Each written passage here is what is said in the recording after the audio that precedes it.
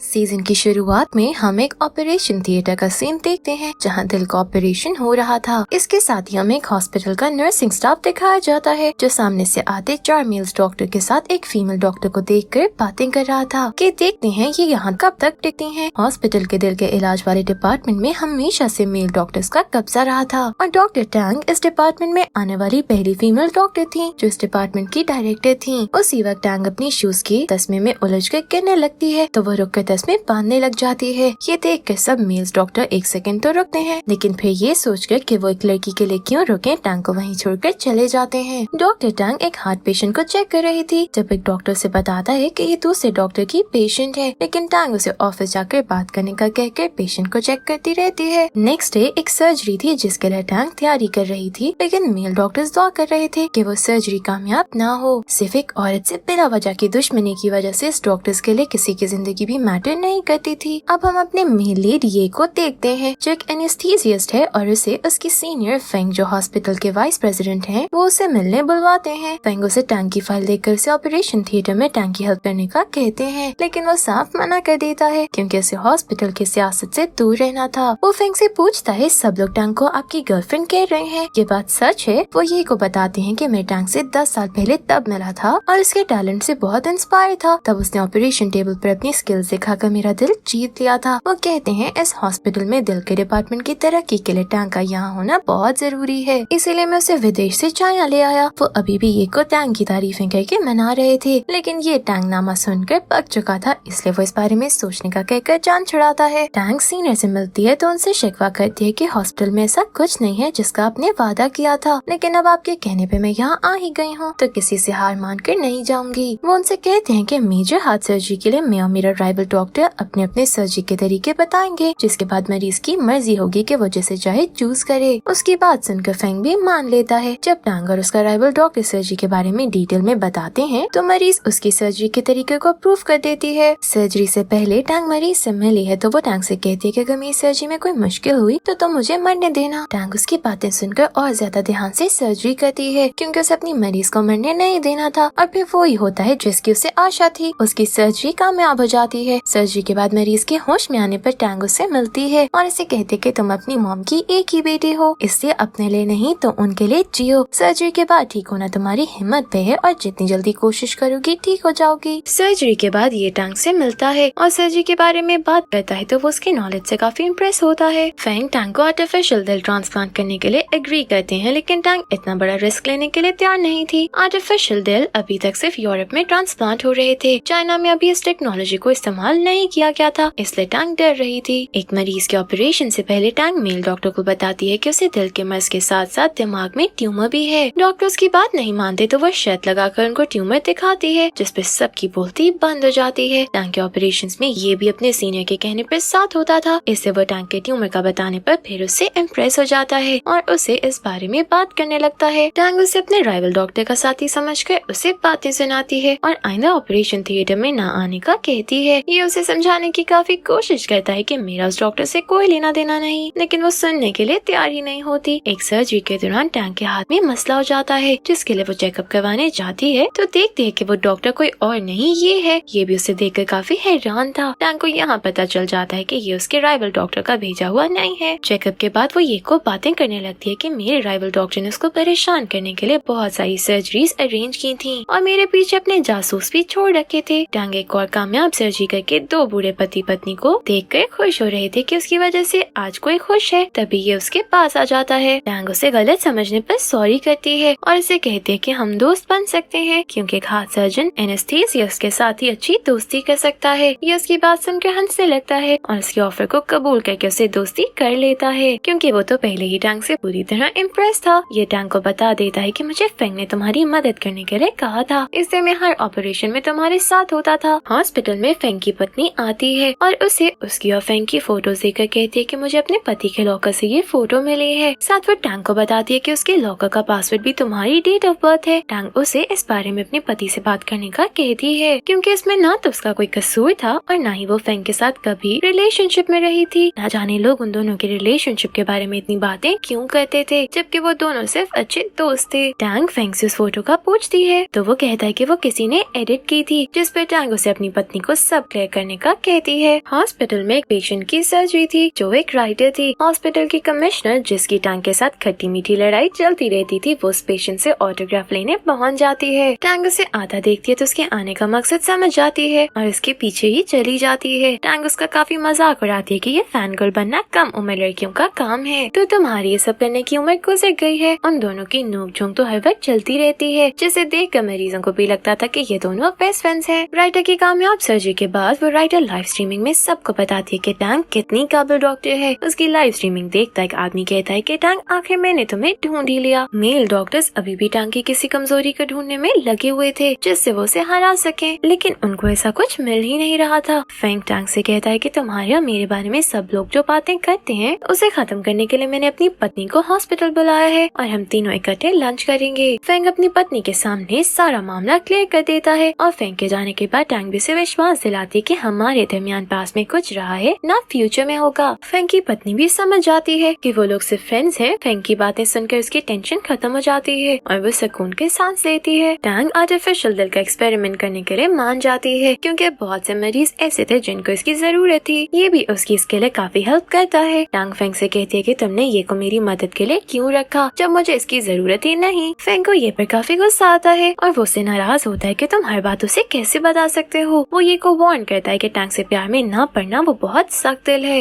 ये कहता है कि हम सिर्फ अच्छे दोस्त हैं, लेकिन फेंग उसका विश्वास नहीं करता क्योंकि हर लव स्टोरी दोस्ती से ही शुरू होती है। टैंग के हॉस्पिटल में एक मशहूर सर्जन आता है जिसकी दिल की सर्जरी करनी थी और फेंग चाहता था कि ये सर्जरी टैंग ही करे, लेकिन टैंग साफ मना कर देती है। ये को इस बात का पता चलता है तो वो उसे सर्जरी न करने का कारण पूछता है, जिस पर टैंग बताती है कि 10 साल पहले मैंने सर्जन को हार्ट सर्जरी करते देखा तो उसे इम्प्रेस होकर 8 पेजेस का एक लेटर लिखा। टैंग उस सर्जन की स्टूडेंट बनना चाहती थी, लेकिन सर्जन ने 8 लफ्जों का जवाब देकर साफ मना कर दिया था कि मैं किसी फीमेल को स्टूडेंट नहीं बना सकता। टैंग के पास सर्जन आता है और उसे कहता है कि तुम पास्ट की वजह से मेरी सर्जरी करने से मना कर रही हो, अगर मैं मर गया तो क्या तुम तब भी सर्जरी नहीं करोगी। टैंग कहती है कि चिंता ना करें, बाईपास सर्जरी से किसी की मौत नहीं होती, जिस पर सर्जन उसे बताता है कि मुझे हार्ट कैंसर भी है। सर्जन ने फेंग को भी ये बात नहीं बताई थी और न ही वो चाहता था कि फेंग या उसके हॉस्पिटल वालों को उसकी सर्जरी से पहले इस बात का पता चले। उसकी इतनी सीरियस सर्जरी का सुनकर टैंग सर्जरी के लिए मान जाती है और फेंग को बताए बिना सारे टेस्ट करवा लेती है। ये को पता चलता है कि ये कितना मेजर ऑपरेशन है तो वो उसे मना करता है क्योंकि वो उसे मुश्किल में नहीं देखना चाहता था। टैंग उसे समझाती है कि ये मेरे लिए एक चैलेंज की तरह है और मैं सर्जन पर अपनी काबिलियत प्रूव करना चाहती हूँ। ये भी उसका साथ देता है और सर्जरी स्टार्ट हो जाती है। सर्जरी से पहले सर्जन टैंग से कहता है कि मुझे अफसोस है मैंने तुम्हें अपनी स्टूडेंट नहीं बनाया। उसकी बात सुनकर टैंग स्माइल करने लगती है क्योंकि अपने सीनियर के मुंह से ऐसी तारीफ हर कोई सुनना चाहता है। सर्जरी शुरू हो जाती है तो फेंग को पता चलता है कि ये कितनी मेजर सर्जरी है, जिस पर वो टैंग को सर्जरी रोकने का कहता है, लेकिन टैंग उसकी एक नहीं सुनती। सर्जरी ठीक होने के बाद सब कुछ ठीक जा रहा था जब सर्जन के ब्लड प्रेशर का इश्यू हो जाता है। सर्जन की डेथ हो जाती है जिस पर सभी शॉक्ड थे। चाइना का एक बड़े सर्जन की उनके हॉस्पिटल में सर्जरी के दौरान मौत हुई, ये बात उनके लिए बहुत बड़ा मसला बन सकती थी। टैंग सर्जन की मौत के बाद हॉस्पिटल से चली जाती है और ये के साथ खाना खाने के बाद ड्रिंक करने लगती है। वो ये को बताती है कि हमारे टीचर कहा करते थे कि अगर ऑपरेशन के दौरान किसी की मौत हो जाए तो खाना खाओ, ड्रिंक करो और सो जाओ, फिर जब सुबह हॉस्पिटल आओ तो फ्रेश आओ। ड्रिंक के बाद टैंग स्टेज पर सिंगर के साथ गाना गाने जाती है और ड्रम बजाती है। ये उससे पूछता है कि तुमने ड्रम बजाना कहाँ से सीखा, तो वो कहती है कि अपने पिता से। यही उसे घर लाता है और जब वो उसे लेटा रहा था दोनों काफी क्लोज आ जाते हैं। एक दूसरे को इतना करीब देखकर दोनों की नीयत खराब होती है, लेकिन टैंग खुद को संभालते हुए ये को वहाँ से जाने का कहती है। टैंग सुबह को हॉस्पिटल जाने लगती है तो ये के दरवाजे पर एक जर्नलिस्ट को नॉक करते देखती है। जर्नलिस्ट उससे पूछती है कि तुम यहाँ क्या कर रही हो, तो वो उसे बताती है कि मैं ये के साथ वाले अपार्टमेंट में रहती हूँ क्योंकि ये नहीं ये अपार्टमेंट मेरे लिए ढूंढा है। टैंग उससे पूछती है कि तुम ये की क्या लगती हो, तो वो कहती है कि मैं उसकी गर्लफ्रेंड हूँ। हॉस्पिटल पहुँचने पर टैंग को मरने वाले सर्जन के स्टूडेंट से मीटिंग करनी थी। सर्जन का स्टूडेंट भी एक बहुत बड़ा सर्जन था और वो अपने टीचर की मौत का कारण जानने आया था। टैंग उसे सर्जरी का पूरा प्रोसीजर बताती है, जिसके बाद वो अपने टीचर की बॉडी चेक करता है तो उसे पता चल जाता है कि सर्जरी ठीक हुई थी, लेकिन बाद में ब्लड प्रेशर के कारण मौत हुई। उसे समझ आ जाता है कि टैंग वाकई काबिल है और उसके टीचर की मौत में टैंग की कोई गलती नहीं। वो टैंग को भी अपने टीचर का फ्यूनरल अटेंड करने का कहता है। ये की दोस्त उसके पास आती है और कहती है कि मैं तुमसे सॉरी करने आई हूँ क्योंकि मैंने डॉक्टर टैंग को बताया कि मैं तुम्हारी गर्लफ्रेंड हूँ। ये सुनकर ये टैंग को ढूंढता है लेकिन वो उसे कहीं नहीं मिलती। वो उसे कॉल करता है तो वो कॉल पिक नहीं करती, जिस पर वो काफी परेशान हो जाता है। टैंग हॉस्पिटल से आती है तो ये से रात के लिए सॉरी करने जाती है। तो दोनों काफी समय तक बातें करते रहते हैं। टैंग उसे बताती है कि मैं 8 साल की थी जब मेरे पिता की दिल की तकलीफ के कारण मौत हो गई। उस रात टैंग की मॉम अपनी पुलिस ड्यूटी पर थी और टैंग अकेली अपने पिता के साथ रात बाहर रही। मॉम ने उसके पिता की मौत के बाद शादी कर ली थी और इस आदमी की पहले से एक बेटी थी। ये फेंग को कॉल करके कहता है कि अगर मैं टैंग को पसंद करने लगूं तो तुम्हें मसला तो नहीं, जिस पर फेंग उसे वार्न करते हुए कहता है कि तुम आग से खेल रहे हो। ये उसकी बात सुने बिना कॉल काट कर टैंग को कॉल करता है और उसे शाम को मिलने का कहता है, लेकिन टैंग बिजी होने के कारण उससे मिल नहीं पाती। वो अगले दिन उससे मिलने का कहती है, लेकिन उस दिन वो अपने स्टाफ को डिनर पर ले जाती है। उसके अंडर काम करने वाले मेल डॉक्टर्स उससे काफी खुश थे और अब उसी के साथ काम करना चाहते थे। उन्होंने आखिरकार तस्लीम कर ही लिया था कि टैंग उनसे ज्यादा टैलेंटेड है, इससे उनको उसे टीचर बनाने में अब कोई मसला नहीं था। वो लोग खाना खा रहे थे जब एक आदमी उनके पास आता है और टैंग से कहता है कि मैंने तुम्हें ढूंढ ही लिया। टैंग उसे देखकर परेशान हो जाती है। वो कहता है कि अपने कोलीग्स को मेरे बारे में नहीं बताओगी। टैंग को मजबूरन बताना पड़ता है कि ये मेरा पति है। टैंग पास के बारे में सोचती है तो हमें पता चलता है कि उसके पति ने उसे चीट किया था और अपने घर किसी और लड़की को ले आया था, इससे वो उसे छोड़ आई थी। उसके पति को पता नहीं था कि वो कहाँ गई है, लेकिन राइडर की लाइव स्ट्रीमिंग के कारण टैंग के हॉस्पिटल का पता चल गया था। टैंग अगले दिन हॉस्पिटल जाती है तो उसका पति भी उसके लिए नाश्ता लेकर आता है। वो टैंग से एक चांस मांगता है। वो कहता है कि मैं तुमसे बहुत प्यार करता हूँ, जिस पर टैंग कहती है कि अगर ऐसा होता तो तुम वो सब नहीं करते जो तुमने किया। ये को भी इस बारे में पता चल जाता है और वो फेंग को बताता है, जो टैंग से पूछता है कि तुमने कभी बताया क्यों नहीं कि तुम मैरिड हो। वो पूछती है आपको कमिश्नर ने बताया, तो फेंग को और गुस्सा आता है कि उसे भी पता था, बस मुझे ही अंधेरे में रखा गया। फेंग उसे बताता है कि उसे ये से पता चला है। ये सुन के टैंग तुरंत ये के पास जाती है। वो उसे इस बारे में बात करती है तो वो कहता है कि शादी को छुपाना कोई अच्छी बात नहीं, तुम्हें तभी सबको बता देना चाहिए था जब लोग तुम्हारे और फेंग के बारे में बातें करते थे। टैंग उसे कोई जवाब नहीं दे पाती और चुपचाप वहाँ से आ जाती है। कमिश्नर टैंग को अपने पति के साथ खुश रहने का कहती है तो वो उसे बताती है कि उसने मुझे धोखा दिया था और मुझे समझ नहीं आया इस दुख को कैसे फेस करूं, इसलिए मैं भाग आई और अब तक इससे भाग रही हूँ। टैंग का पति उसे कॉल करता है और कहता है कि मैंने तुम्हारे लिए कुछ मेडिकल का सामान लिया था जो मैं तुम्हें देना चाहता हूँ। टैंग ये सुनकर उससे मिलने जाती है, लेकिन होटल पहुँच के वो देखती है कि होटल में पूरी वेलकम पार्टी की तैयारी हो रही है, तो वो वापस आ जाती है। पति की कॉल आने पर वो कहती है कि मैं सिर्फ मेडिकल सामान लेने गई थी, लेकिन वहाँ जाकर पता चला कि तुमने झूठ बोला है, इसलिए वापस आ गई। उसका पति कहता है कि पिछले माह हमारी एनिवर्सरी गुजरी है जिसे मैं साथ सेलिब्रेट करना चाहता था। टैंग उसे दोबारा परेशान ना करने का कहकर फोन बंद कर देती है। टैंग ये से बात करती है और इसे बताती है कि मुझे समझ नहीं आ रही थी कि अपनी शादी के बारे में तुम्हें कैसे बताऊं। ये उसे सॉरी कहता है कि मुझे तुम्हारे साथ रूट नहीं होना चाहिए था, तुम्हारी शादी तुम्हारा जाती मसला है। टैंग उसे बताती है कि मैं उसे डिवोर्स दे रही हूँ। टैंग का पति तो डिवोर्स नहीं चाहता था, लेकिन वो उसे चांस देने को तैयार नहीं थी। वो ये से कहती है कि मैंने हमेशा अपना सोचा और करियर के दौरान बेबी रुकावट ना बने, इसलिए मैंने अबॉर्शन भी करवा लिया। टैंग का पति बेबी चाहता था, लेकिन टैंग की ख्वाहिश पर उसे भी उसकी बात मानना पड़ी। टैंग डिवोर्स पेपर पर साइन नहीं कर पा रही थी क्योंकि 9 साल शादी को इतनी आसानी से खत्म करना आसान नहीं था। ये उसे अपने पति को एक चांस देने का कहता है क्योंकि टैंग के लिए फैसला करना मुश्किल हो रहा था। उसकी बात मानकर टैंग अपने पति से कहती है कि अपने रिश्ते को एक चांस और देते हैं। ये की जर्नलिस्ट फ्रेंड टैंग से मिलकर उससे ये से दूर रहने का कहती है। वो टैंग से कहती है कि तुम उसे दोबारा हर्ट नहीं करोगी और उससे दूर रहो, तुम्हारा और टैंग का कोई मैच नहीं है। टैंग के अपने पति के साथ जाने के बाद भी ये और टैंग की अच्छी दोस्ती थी। टैंग का पति उन दोनों को साथ देखता है तो उसे अच्छा नहीं लगता। वो ये से मिलता है तो ये बताती है कि ये मेरा कलीग है। टैंग को देखें तो वो अपने पति को चांस देने के बाद भी उसके साथ खुश नजर नहीं आती थी। टैंग का पति उसके लिए खाना बनाता है तो वो कहती है कि मुझे भूख नहीं है, जिस पे वो पूछता है कि भूख नहीं है, मेरे साथ खाना नहीं चाहती। फिर वो टैंग से पूछता है कि इस अपार्टमेंट के लिए फर्नीचर किसने खरीदा, तो टैंग उसे याद करवाती है कि चीटिंग तुमने की थी, मैंने नहीं, जो तुम मुझसे पूछताछ कर रहे हो। वो कहता है कि मैं जब से यहाँ मूव हुआ हूँ तुम मेरे साथ एक दिन भी नहीं सोई, जिस पर टैंग साफ कह देती है कि मैं भी तुम्हें कबूल नहीं कर पा रही। टैंग का पति उससे मिलने हॉस्पिटल आता है और पूछता है कि उस दिन तुम घर के अंदर क्यों नहीं आई जिस दिन तुमने मुझे किसी के साथ देखा। टैंग कहती है कि अगर मैं अंदर चली जाती तो दोबारा तुम्हें कभी फेस न कर पाती। उसका पति कहता है कि हम सिर्फ पति पत्नी नहीं, एक दूसरे की फैमिली है, इससे हमें एक दूसरे के साथ ही रहना चाहिए। दोनों ने एक दूसरे को खो दिया तो खाली हाथ रह जाएंगे। टैंग अपने पति के साथ मार्केट जाने लगती है जब उनके साथ लिफ्ट में ये भी आ जाता है और ये को उसके पति से जेलसी फील होती है। उधर टैंग को भी अपने पति के सामने उसे फेस करने में काफी दिक्कत हो रही थी। क्या होगा टैंग के रिश्ते का अंजाम? क्या वो अपने पति को दोबारा कबूल कर लेगी या उससे अलग हो जाएगी? ये टैंग के लिए अपना प्यार टैंग के सामने जाहिर कर देगा या उसके दिल की बात दिल में रह जाएगी? ये सब जानने के लिए देखिए इस सीजन का next part. Thank you for watching.